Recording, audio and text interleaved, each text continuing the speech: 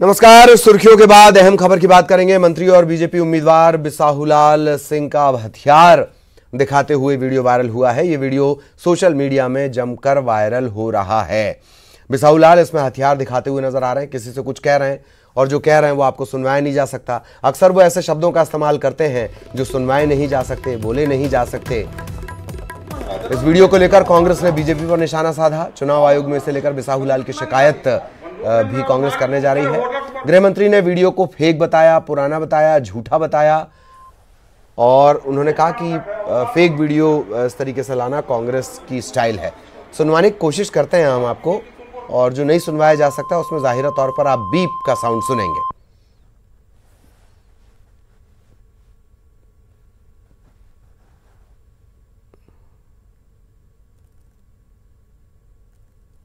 अब इनके मंत्री बिसाहुलाल सिंह का एक नया वीडियो सोशल मीडिया पर वायरल हो रहा है, जिसके अंदर वे एक कार्यकर्ता को धकेल रहे, हाथ में बंदूक लिए हुए खुलेआम गालियों के उपयोग कर रहे हैं। हम इस सोशल मीडिया पे वायरल वीडियो को लेकर चुनाव आयोग में भी जाएंगे और मांग करेंगे कि जिस प्रकार से हथियार हाथ में है वो लाइसेंस है कि नहीं, उसका अवैध हथियार तो नहीं, इसकी जांच की जाए। और क्या इसी तरह गुंडागर्दी के बल पर भाजपा चुनाव जीतना चाहती है? इस पर भाजपा का क्या कहना वो स्पष्ट करे। एक ऐसे व्यक्ति हैं, उनका पूरा सार्वजनिक जीवन राजनीति में गया है और अभी तक एक भी पुलिस केस उन पर कभी दर्ज नहीं हुआ है किसी इस तरह के आपराधिक का। और 8 साल पुराना वीडियो है, उन्होंने स्वयं ने मुझे बताया है। अरे मैं जानता हूं, लोग पार्टी के नाम पे चलान खोटे हो गया, पैसा लेके आओ पहले। कितना रुपया लेके आऊँ? 18,000 पैसा लेके आए। मैं यही मंगा दे रहा हूँ, लेके तो आऊंगा। बंदूक ना निकालिए सर। बंदूक में मैं मारी दूंगी सारे होटल पर।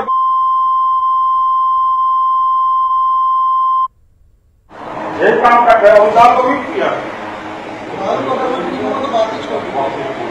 दारू की भी तुमको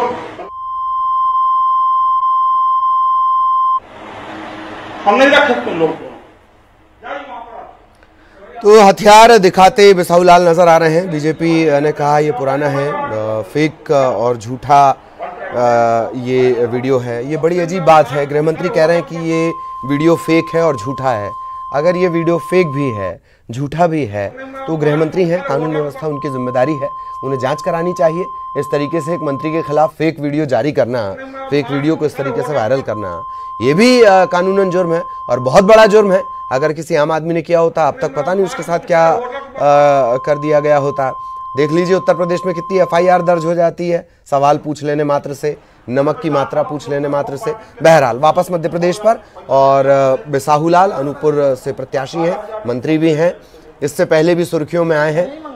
संस्कारों का परिचय देते हुए उन्होंने जिस तरीके के शब्दों का इस्तेमाल अपने प्रतिद्वंदी, अपने जो सामने उनके प्रत्याशी है, उनकी पत्नी के लिए जिस तरह के शब्दों का इस्तेमाल किया, उसके बाद भी वो सुर्खियों में आए। इससे पहले नोट बांटते हुए नजर आए थे। नोट बांटना परंपरा थी और किसी प्रत्याशी की पत्नी के लिए इस तरह की अपमानजनक भाषा, उसे आप गाली भी कह सकते हैं, अपशब्द है वो दरअसल, उसका इस्तेमाल करना और उसके बाद अब बंदूक लहराना किसी कार्यकर्ता पर।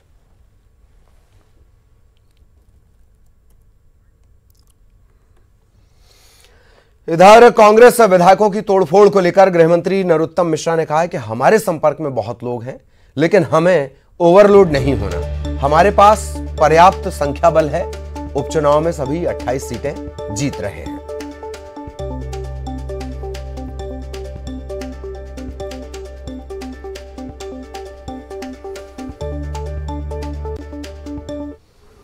जोड़ तोड़ की जरूरत नहीं है। बीजेपी 114 पहले से ही है, एक और आएगा तो 115 हो जाएंगी।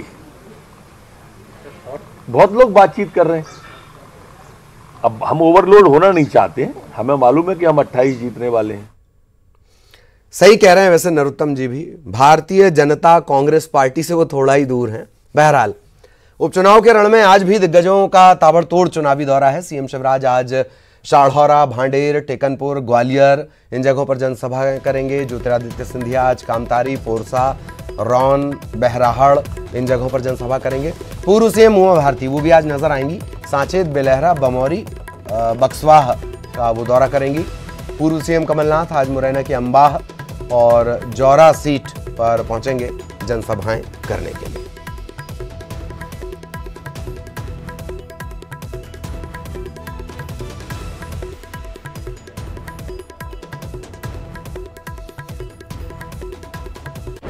तो आज दिग्गजों के दौरे,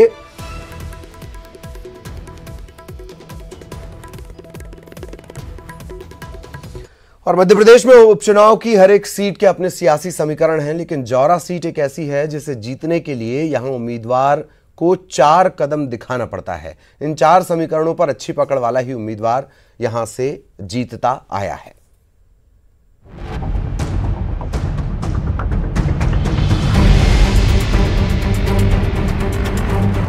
जौरा विधानसभा सीट कांग्रेस विधायक बनवारी लाल शर्मा के निधन के बाद खाली हुई थी। यहां कुल मतदाता 2,40,866 है। इसमें पुरुष मतदाता 1,31,034, महिला मतदाता 1,09,803 और अन्य 29 हैं। यहां पर चुनाव में बंद पड़ी कैलारस शुगर मिल को चालू कराना मुद्दा बनता है। मिल बंद हो जाने की वजह से कई लोग बेरोजगार हो गए हैं। कांग्रेस ने 2018 चुनाव के दौरान मिल शुरू करने की घोषणा की थी। ये सीट जातीय समीकरण के हिसाब से काफी महत्वपूर्ण है। यहाँ पर 4 जातियों को साधने से ही जीत की नैया पार होती है। यहाँ ब्राह्मण, धाकड़, क्षत्रिय और कुशवाहा समुदाय हर चुनाव में निर्णायक स्थिति में रहता है। इसके अलावा मुस्लिम वोट यहाँ काफी प्रभावशाली है। इस सीट पर ब्राह्मण 12,000, ठाकुर 17,000, जाटव 31,000 और कुशवाहा 32,000 है।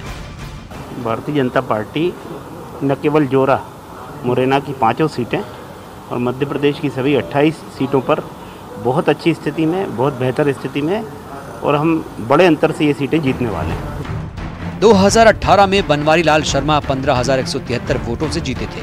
दूसरे स्थान पर बीएसपी थी। मणिराम धाकड़ को 41,014 वोट मिले थे। वहीं बीजेपी तीसरे स्थान पर रही। इस सीट पर कभी भी किसी एक पार्टी का कब्जा नहीं रहा। हर बार के विधानसभा चुनाव में यहाँ दूसरी पार्टी जीत कर आती है। प्रदेश कांग्रेस मीडिया विभाग के उपाध्यक्ष भूपेंद्र गुप्ता ने कहा कि कांग्रेस की पूरी तैयारी है। इस सीट पर कांग्रेस का ही कब्जा रहेगा। बीजेपी भले कितनी भी ताकत लगा ले। जौरा विधानसभा में हम लोग क्लियर कट जीतेंगे। भारतीय जनता पार्टी तो यहाँ इस कॉन्स्टिट्यूंसी में नंबर 3 की पार्टी है।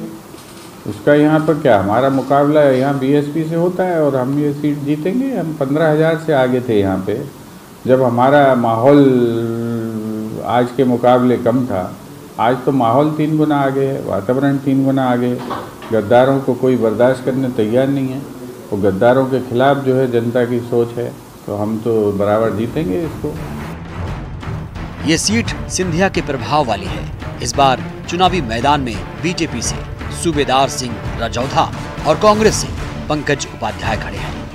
28 विधानसभा सीट में जोरा एक ऐसी सीट है जहां पर हर एक पार्टी को वोटर्स मौका देते हैं।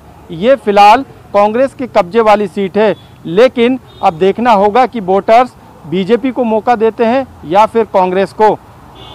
कैमरामैन अजय तंवर के साथ मनोज राठौर, न्यूज़ 18 भोपाल। और अब तस्वीरें हम आपको दिखाएंगे। प्रधानमंत्री मोदी शक्ति आराधना करते हुए पीएम मोदी ने जैसे कहा था, और ये इस वक्त आप देख रहे हैं। तुम्हारी नाम धोनी बेशगो काजे, बाबुल सुप्रियो को वो सुन रहे हैं। उदार शूरे आनंद गान बाजे। पश्चिम बंगाल के लिए दुर्गा पूजा षष्ठी से जिसकी शुरुआत होती है, बेहद खास। सियासी तौर पर भी पश्चिम बंगाल बेहद खास है। प्रधानमंत्री मोदी आज ही उन्होंने षष्ठी की शुभकामनाएं भी दी थी ट्विटर के जरिए, और अब वीडियो कॉन्फ्रेंसिंग के जरिए वो जुड़े हुए हैं इस दुर्गा पूजा समारोह से। बाबुल सुप्रियो को सुनिए। धन्यवाद बाबुलदा। दुर्गा पूजा के इस शुभ अवसर पर बंगाल बीजेपी परिवार के तरफ से आपको स्वागत करती हूं सर। शुभ शारदीयार प्रीति और शुभेच्छा। अब बिना कोई समय गवाए मैं भारत की यशस्वी प्रधानमंत्री माननीय श्री नरेंद्र मोदी जी से विनम्र आग्रह करती हूं कि वे महाषष्ठी के शुभ अवसर पर बंगाल के जनता को दुर्गा पूजा का अपना शुभेच्छा संदेश दें। जोरदार तालियों से माननीय प्रधानमंत्री जी का स्वागत करें।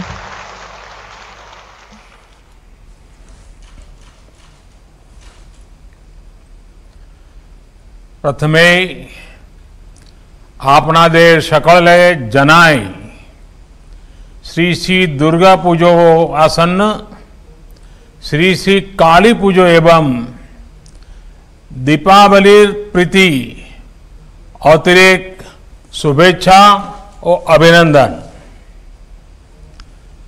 बांग्लार ए पवित्र भूमिते दुर्गा पूजोर सौम्ये आपनादेर सकलेर मध्य आस्ते पेरे आज आमी निजी के धन्यो माने करी छे। पश्चिम बंगाल के मेरे भाई और बहनों, आज भक्ति की शक्ति ऐसी है कि ऐसा लग रहा है जैसे मैं दिल्ली में नहीं, लेकिन आज मैं बंगाल में आपके बीच उपस्थित हूं। बंगाल के मां दुर्गा के भक्तों ने, मेरे स्वजनों ने मुझे बुलाया है। मुझे इस अवसर से जुड़ने का बहुत बड़ा सौभाग्य मिला है। जब आस्था अपरंपार हो, मां दुर्गा का आशीर्वाद हो, तो स्थान, स्थिति, परिस्थिति से आगे बढ़कर पूरा देश ही एक प्रकार से बंगालमय हो जाता है, बंगाल हो जाता है। ऐसी कोई जगह नहीं जहां इन दिनों ग्राम बांग्ला और शहर बांग्ला के रंग और मां दुर्गा के नवरूप की झलक न दिखाई देती हो। दुर्गा पूजा का पर्व भारत की एकता का पर्व भी है, भारत की पूर्णता का भी पर्व है। बंगाल की दुर्गा पूजा भाव है। पवित्र षष्ठी के इस पुण्य अवसर पर मैं बंगाल की पवित्र पुण्य भूमि आज आदरपूर्वक नमन करता हूं। बंगाल की भूमि से निकले महान व्यक्तित्वों ने जब जैसी आवश्यकता पड़ी,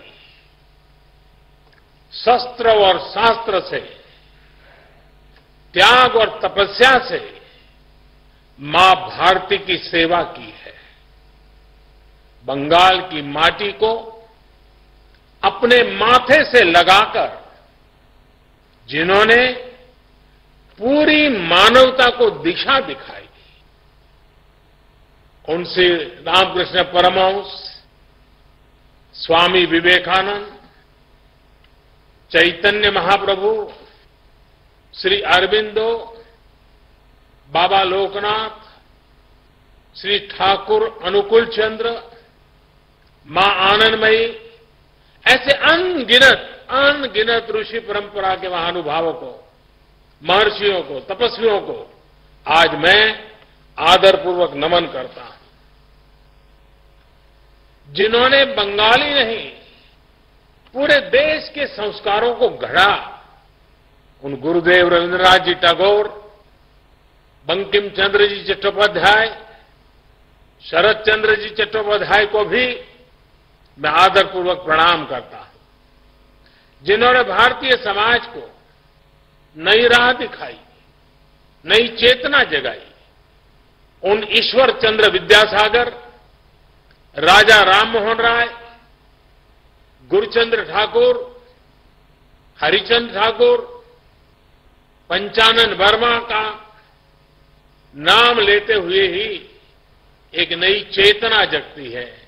आज अवसर है उन सबके सामने शीश झुकाने का, जिन्होंने भारत के स्वतंत्रता आंदोलन को जीवंत किया, नई ऊर्जा से भर दिया। ऐसे नेताजी सुभाष चंद्र बोस, श्यामा प्रसाद मुखर्जी, शहीद खुदीराम बोस, शहीद प्रफुल्ल चाकी, मास्टर दास सूर्यसेन, बाघा जतीन को हम सब आज नमन करते हैं, जिन्होंने मां भारती की सेवा में अपना जीवन लगा दिया। ऐसी मां शारदा, मातंगिनी हाजरा, रानी रासमणी, प्रीतिलता वादेदार, सरला देवी चौधरानी, कामिनी राय को आज प्रणाम करने का ये पल है, जिन्होंने विज्ञान के क्षेत्र में भारत का परचम पूरी दुनिया में लहराया। ऐसे जगदीश चंद्र बोस, सत्येंद्रनाथ बोस, आचार्य प्रफुल्ल चंद्र राय, आज जब विज्ञान का युग उनको हर पल याद करता है, मैं भी आज उन महानुभावों को नमन करता हूं। आज के भारत को गढ़ने में, संवारने में बंगाल का इतना बड़ा योगदान है, इतने सारे नाम है कि शाम हो जाएगी लेकिन नाम खत्म नहीं होंगे।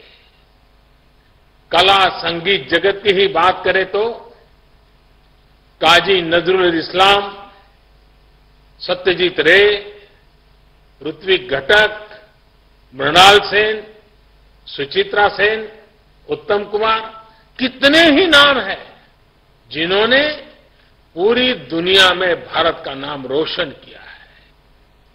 वैसे बहुत से लोगों को ये भी पता नहीं होगा कि दुर्गा स्वरूप मां भारती की जो तस्वीर आज करोड़ों भारतीयों के दिल में बसी है, वो तस्वीर भी सबसे पहले बंगाल में अवनींद्रनाथ टैगोर जी ने बनाई थी। बंगाल के लोगों में एक ऐसी आत्मशक्ति है जिसके कारण वे हर क्षेत्र में आगे बढ़कर उपलब्धियां पाते हैं। बंगाल के लोगों ने देश को प्रगति के मार्ग पर आगे बढ़ाया है, आज भी बढ़ा रहे हैं, और ये मेरा विश्वास है कि भविष्य में भी बंगाल के लोग देश का गौरव इसी तरह बढ़ाते रहेंगे। अभी इस कार्यक्रम में उपस्थित आप सब भी बंगाल के विकास में अपना योगदान दे रहे हैं। आज के पावन दिन मैं सभी का स्मरण करता हूं। अथाह शक्तियों से भरी हुई बंगाल की जनता को मैं आदरपूर्वक नमन करता हूं। साथियों, इस बार हम सभी कोरोना के संकट के बीच दुर्गा पूजा मना रहे हैं। मां दुर्गा के भक्त, पंडालों के आयोजकों, सबने इस बार अद्भुत संयम दिखाया है। संख्या पर भले असर पड़ा हो, लेकिन भव्यता वही है, दिव्यता वही है। आयोजन भले ही सीमित है, लेकिन उत्सव का रंग, उल्लास, आनंद असीमित है। यही तो बंगाल की पहचान है, यही तो बंगाल की चेतना है, यही तो असली बंगाल है। हां, मेरा आपसे ये आग्रह जरूर है कि मां दुर्गा के पूजा के साथ ही आप 2 गज की दूरी, मास्क पहनने और अन्य नियमों का पालन भी पूरी निष्ठा से करें। साथियों, बंगाल में उमा एलो घरे की सनातन परंपरा रही है। दुर्गा पूजा के प्रारंभ में बोधन समारोह में मां का पारंपरिक आह्वान भी इसी परंपरा का विधान है। यहां दुर्गा को अपनी बेटी भी मानते हैं, बेटी की तरह घर में उनका स्वागत करते हैं।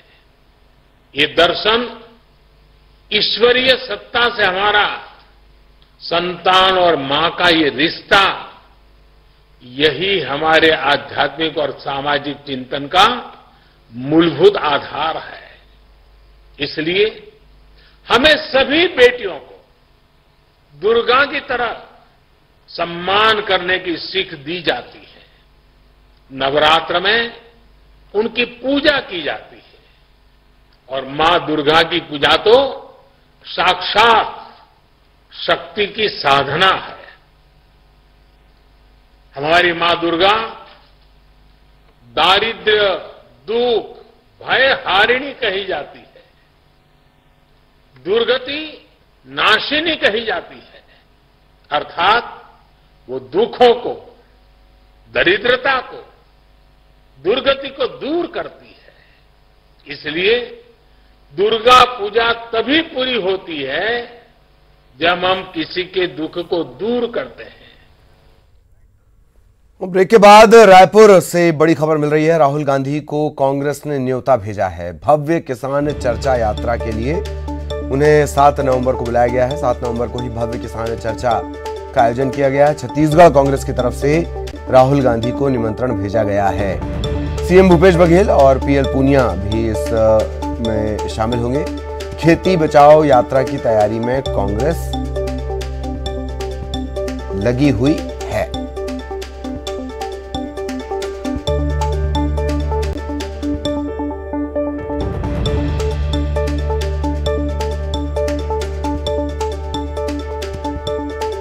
बड़ी खबर आपको बता दें, राहुल गांधी को न्योता भेजा गया है छत्तीसगढ़ आने का। पन्ना में दिल दहला देने वाला मामला सामने आया है। यहां थाना कोतवाली के कोहनी गांव में एक मां ने अपने बेटे को कुल्हाड़ी से काट डाला। अब तक जो जानकारी मिली है उसके मुताबिक 50 साल की महिला पर देवी देवताओं के भाव आते थे। घर के बगल में स्थापित देवी मां की प्रतिमा के पास देर रात इसी तरह के भाव आए और इस दौरान वो गहरी नींद में सो रहे अपने पुत्र के ऊपर कुल्हाड़ी से उसने 3-4 वार कर दिए। 24 साल के द्वारका प्रसाद की मौके पर ही मौत हो गई। जानकारी के बाद पुलिस ने आरोपी महिला को गिरफ्तार कर लिया है और जांच जारी है।